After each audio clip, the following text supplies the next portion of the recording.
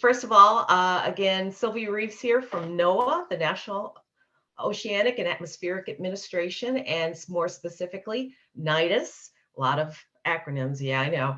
The National Integrated Drought Information System, a part of NOAA. I'll be talking to you a little bit today about both the NIDIS drought information system, as well as more specifically drought impacts in the Hudson Valley watershed area. But first, I'd also like to kind of introduce to you one of my colleagues. Natalie Umfeld is going to give a little bit on her background, but she is going to be working with me specifically with water alliance, river alliances, water associations with regard to making sure that drought information is getting into the hands of users, as you will see during my presentation. So I'm going to open it up and let it transition. Emily and Jen, thank you for making this possible. Transition over to Natalie for a quick introduction of her material.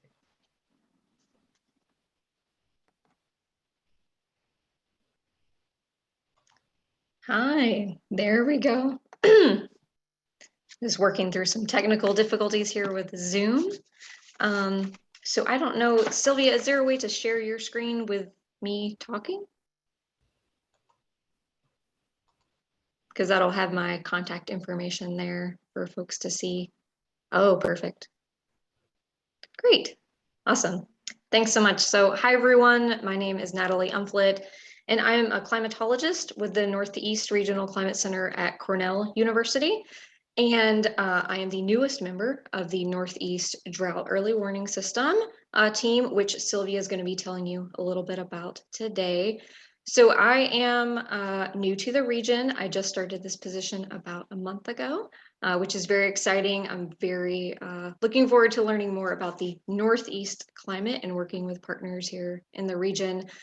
I am new to the region, but not new to climate services and applied climatology. So I spent most of my career in the High Plains region at the High Plains Regional Climate Center at the University of Nebraska, Lincoln. And there I really did everything High Plains climate. So folks calling in needing help with data requests, writing climate summaries, giving climate talks, doing applied climate research, you name it, wore a lot of different hats there.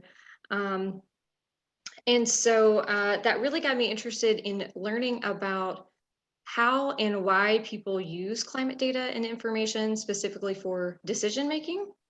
And so I've been able to do some research on that topic, especially in the municipal climate realm. So climate planning and municipalities and learning how they use climate data and information.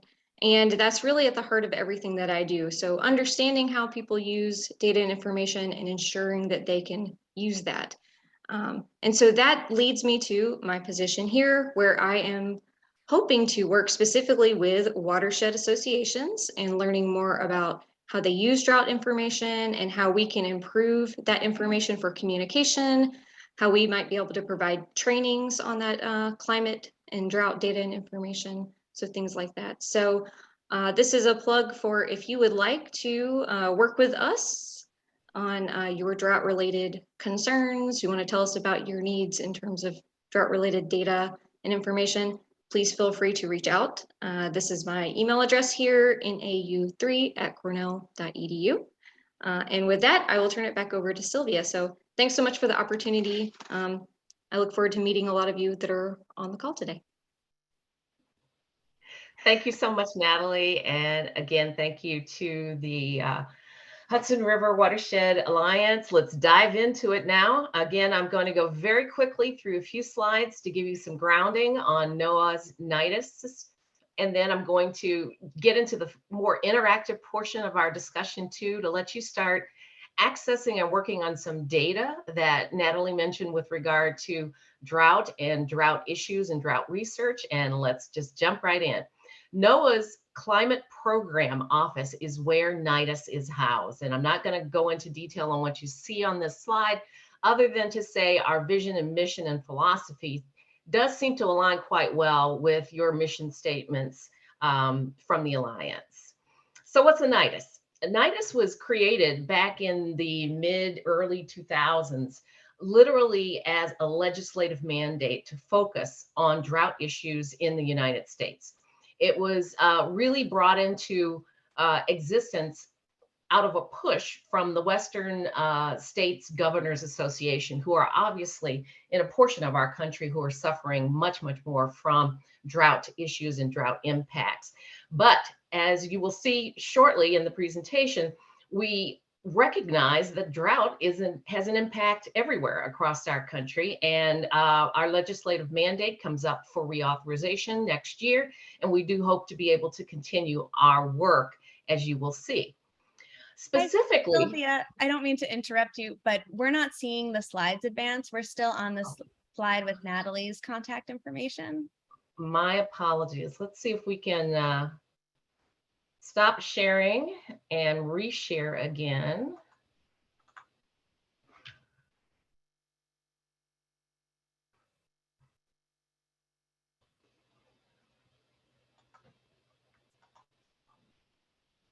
Are we back to that first slide now? It hasn't loaded yet.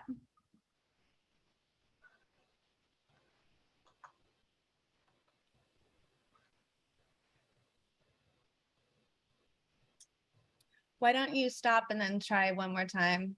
See if it can My reset. apologies. Here we go. All right, we did test this, folks. You know, We we're doing our due did. diligence, but there's always some technical difficulties. And has it come up there yet, Emily? It has not, but Okay. What we can do is, if you have that backup slide deck that we did plan on, I can go ahead and let you start advancing through that, if that works. sure. Jen, can you share your screen on that?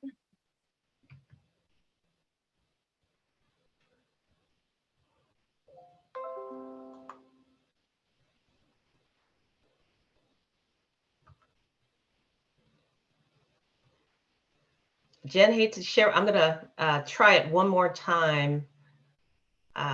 Oops, I think we have Jen's screen coming up here.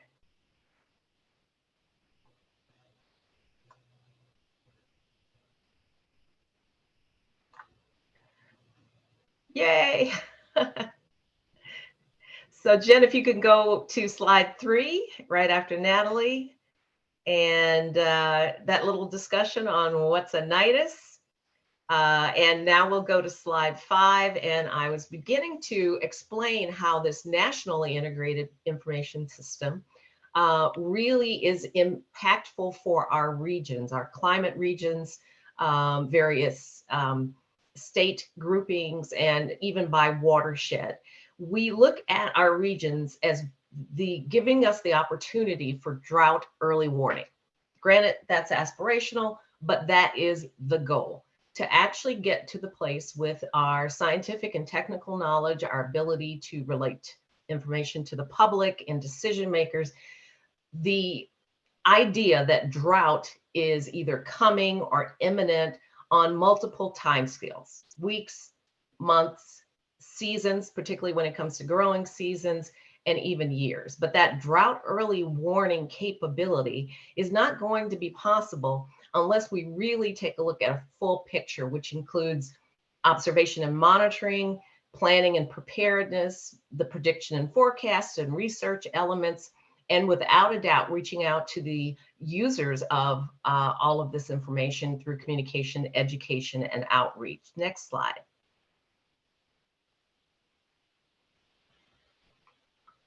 And then as we go forward, you can even see that since 2006, when NIDIS was created, we don't even cover the entire United States just yet. Again, everything got a good kickoff out in the Western states, and we've been adding regions more actively since about 2017, which is when the Northeast region came into being. I came into the region to work as the information coordinator in 2020. just as our region went into another fairly significant drought that you'll see a little bit later, some more information on. And we are trying to reach out to cover and give early warning systems to our territories and even Alaska and Hawaii. Next slide. And this slide just gives you a little bit of an idea of all of the areas that we need to be involved in to move toward that early warning capability. And that's making sure that we understand the connections between drought and public health.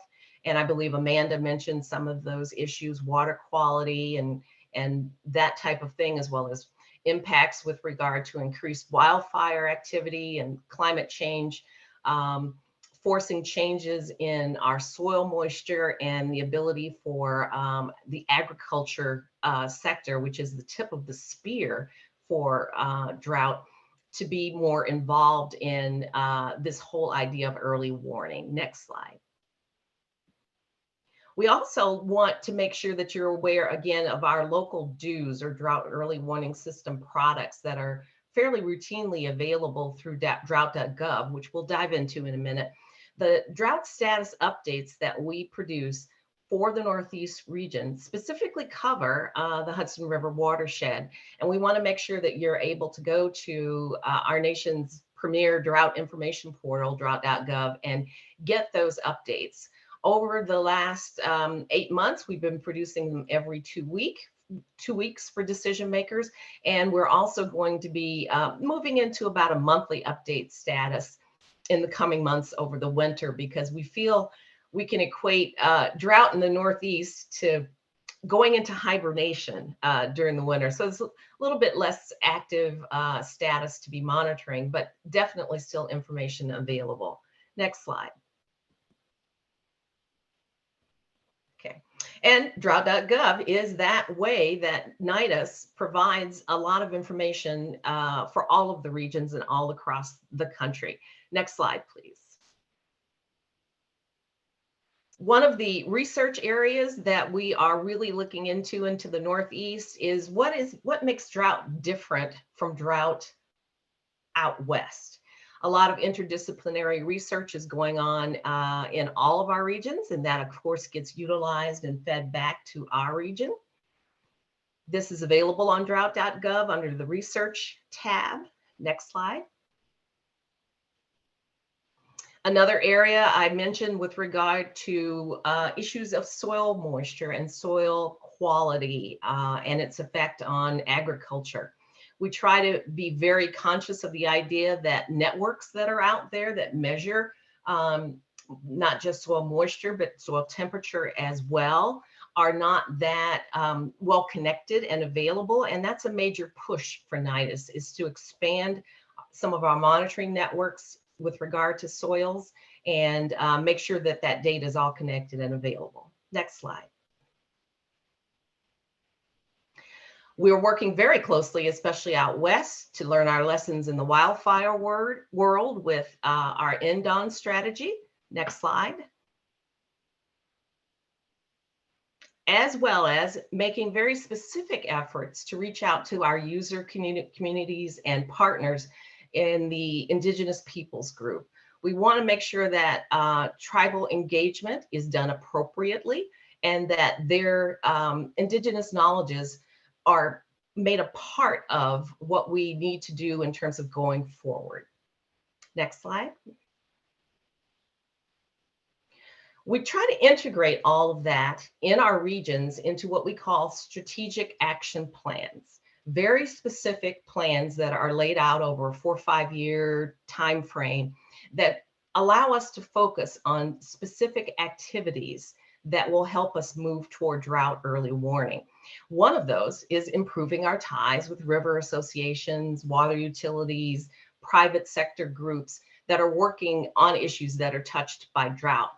And that's why we're here today. So next slide, please. Okay, one of the ways that we feature information is by making sure that our partners can come together on a yearly basis, at least, either virtually or in person. And we're going to have our in-person partners meeting just next week coming up and that's going to be in Glens Falls. And if anyone wants more information on that, we are still open with regard to our registrations. Come on up and join the conversation. Next slide. Okay, this is where we really get to dive into the more interactive portion, where I can talk to you very specifically, hopefully, if technology allows, about some historical timelines of drought in the region, drought impacts in our region, and how they relate to ecology, even mental health, and how they will help organizations like yours go forward with your efforts in climate literacy and teaching the true value of water. So what I am going to do now is, if you can unscreen share, Jen, I'm going to try screen sharing and going into drought.gov.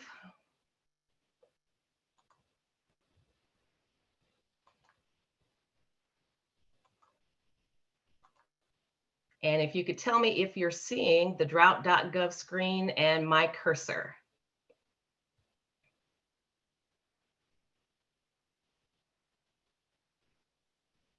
No, it's just a black box here. Looks like something's going on with the screen sharing. All right, I'm going to try it one more time.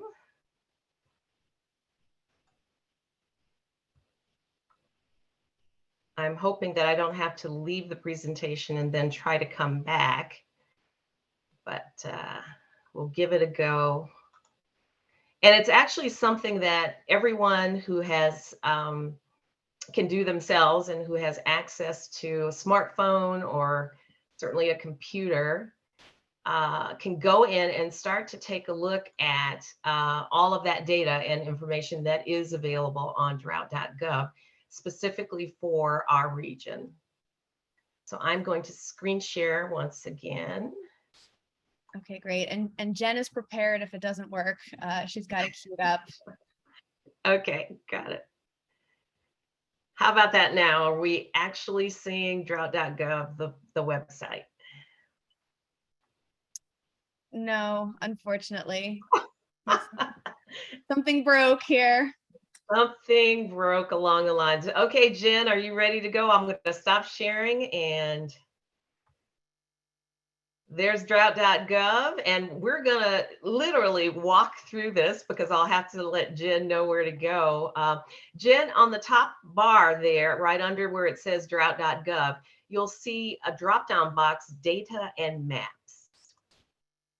And if you will drop down now again to historical information on the left-hand bars. Okay. We'll pop into what I feel is one of the more interesting features on drought.gov. Scroll down, Jen, to the exploring historical drought conditions, and you'll see a timeline. Jen, take your cursor and grab onto that little triangle so that folks can see that you can move along a timeline that runs from about the year 2000 up to present day. There you go. And you're looking at a timeline for the entire United States and drought events throughout the area. But let's actually drill down and get a little bit more specific. So if you scroll down beneath the United States map, you'll see an orange or gold colored bar that says combined states. If you'll click that, okay, the state windows will come up, and if you could scroll through, click on New York, and then hit the right arrow below that. It'll move New York right over to that. And then we'll add all of the states in our region in the Hudson River Valley area. So we'll add Connecticut, Massachusetts,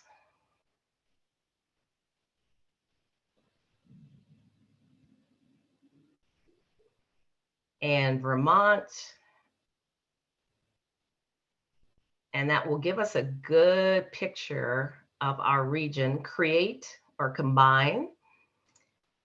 And we'll jump right to that more regional look. And then if you'll scroll back up again, just a little bit, the whole on the sidebar on the right, you'll see that our timeline is now focused on from year 2000 to present for those states that we just isolated.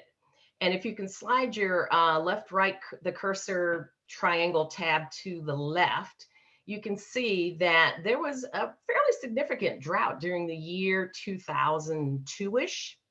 You can center that right there. Give the map just a second to update, and then you can take a look at how expansive the drought was. Now, this is based on US drought monitor conditions, very agriculturally focused. However, still an excellent proxy for looking at all sorts of drought impacts, hydrological, infrastructure in our region per se. And we'll scroll back up one more time so they can see that timeline. And if you'll move to the right, you can see another peak I think it's about 2016. And then look at the map once again. And you can see in the Hudson River Valley at that point in time, there's a fairly significant severe category, D2 category drought, a little bit of extreme drought, D3. And those are the US drought monitor categories that have given us the ability to really map our experience with drought in the area. If you'll slide back up to the top again, just above the timeline, we're going to go a little bit further back in time. And if you'll click where it says 1895 to present. Okay, what's interesting about this timeline is that we've actually superimposed on it the excessive precipitation episodes that go back to that particular date. And if you'll just go to the map one more time, you'll be able to kind of see how that pans out in a GIS formatted form. At that particular time, November was at 1958. Not too bad. Some fairly normal conditions, maybe out in up in the northern portion of the Hudson River Valley. They were experiencing some drought episodes there. And one more time back to the timeline so we can take a look at the basic point of some areas of extreme drought are certainly common in the Northeast region, which kind of goes against what most people think. Oh, we'll get a hurricane, we'll get a tropical system come through, we'll have a good year of snowfall, and we won't have to worry about drought. Not necessarily so. Finally, we'll take a look at a slightly longer timeline online. And again, if you scroll up just a little bit there, Jen, thank you. This has got quite a bit of paleo data in it. Doesn't go too far back, but still, again, showing you that patterns that at least in the Northeast and in the Hudson Valley area, it is certainly possible to see that flip-flop between severe drought and severe excess or flooding type precipitation. And this kind of, just wanted to kind of make you aware that when you're on drought.gov, there's everything available there, including some of our latest research, but also more information with regard to drought impacts, which you can stop sharing your screen now, Jen. Thank you so much for helping me walk through that in a remote form. And basically running out of time here, but again, trying to connect this to Amanda's presentation just before me with regard to working in different sectors to look how climate change is presenting itself when it's in the drought form and impacting our day-to-day lives. So we're focusing most recently, some of the regional drought status updates that we've done have taken a look at drought impacts, say in Maine, where we know that many of the rivers up there, particularly in 2020's drought, had issues with river systems just almost completely drying up. And the drought affected the marine life, or the fish, and everything from inland fish to salmonids who migrate, to the point where they had to be rescued from small ponds and moved. And that's a huge effort to mitigate some ecological impacts of drought. Other impacts that we've seen even in the Hudson River Valley area have to do with wildlife migration. more bears showing up in human habitats. The idea that we need to be more aware of nature's mitigators of drought. Beaver activity is becoming quite a point of research and interest, because beavers naturally know how to build up dams, retain some of the water for other uses, and maybe we need to start looking very closely at that. But I'd like to maybe open it up now for maybe a quick question or two, and certainly you could reach Natalie or myself via email for more in-depth discussion, or time to make time for discussions, so we can talk a little bit more about education or droughts and impact on tourism through your questions. Thank you so much. Great. Sylvia, thank you so much for your real-time on-the-fly training on that amazing tool. We had a number of people asking for the link, and maybe some folks at home are following along. Jen, Yeah. thank you so much for your resilience and sharing your screen and making this all happen. So we are running a little behind, but we have a little buffer time at the end. So we're going to go ahead and take some questions, because we've got some good ones coming in. So there was a observation that it seems like there are some periodic cycles around dry periods and wetter periods at the national level. What drives that? Is that El Nino? Is that related to like climate conditions? Well, again, it's quite interesting. We've been able to there's been enough research to determine there are some almost direct links to drought as it is occurring in the Western US. But it's been much less researched in the Northeast and what is driving our episodes of drought and wetness. And right now they're taking a look at focusing not just on ENSO, ENSO, or El Nino and La Nina. By the way, we're in a La Nina triple hit cycle right now for the last couple of years. But looking at what we call a North Atlantic oscillation. So rather than a Pacific oscillation, one in the North Atlantic that actually may be a stronger influence on weather patterns, synoptic weather patterns in general, and therefore driving our experience with drought a little more. So the question mark is still there for the Northeast, less so than out West, but we're looking at it. Great, thank you. Got two different questions that ask about how drought is defined. One of them is asking about, is it rain over time, soil moisture, how are normal conditions? Does it have to do with human need for water and thinking about drought? And an observation that here in Ulster County, there's very little rain, but it was only a drought watch, the least severe of the drought stages, even though the Rondout Creek was exceptionally low and the city of Kingston had severe drinking water restrictions. So can you speak to, I know there's a lot that I just threw at you. Can you speak to how some of these definitions inform how these watch warnings come to play? Super complicated, but suffice it to say, we haven't got all of our nomenclature on the same plane just yet. And I'll start with that because in New York State, as you're aware, there are watches, warnings, advisories ranking up to various levels that don't exactly correlate with what I showed you, which was the US Drought Monitor's ranking of abnormally dry, severe drought, exceptional drought, et cetera, D1, D0 through D4. And that is a problem in terms of communicating because it's different scales, different nomenclature. But again, we all try to come together around at least having some specific definitions. One set of definitions, and maybe this is, again, expanding this particular discussion a little bit, we can define drought as a lack of precipitation, bottom line.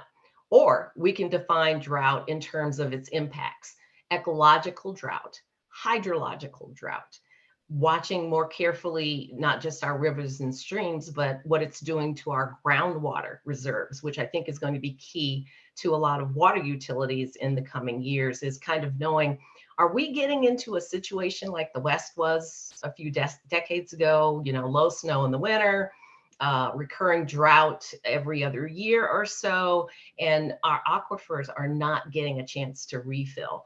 And so watching that hydrologically defined drought is going to be key. So different types of drought. In particular, we are beginning to get to the point where we are characterizing drought in the Northeast as flash drought. Interesting definition there. Flash drought being rapid onset drought. So that brings in the element of time and precipitation. But, and Amanda kind of alluded to this in her presentation, we're looking at rapid onset dry periods driven by heat. So I was very excited to see that Amanda's report is going to dive a little bit deeper into the extreme heat events that we're experiencing in the Northeast, because we know in the drought world, that's going to drive evapotranspiration and our experience of flash drought and drought as it is classically defined. So we're working on things like making sure our nomenclature is the same, even from state to state or region to region. We are specifically looking at multiple kinds of drought impact definitions, and more details available there on drought.gov about specific definitions of how little rain and how much heat combine to force us toward drought. I hope that hit everything.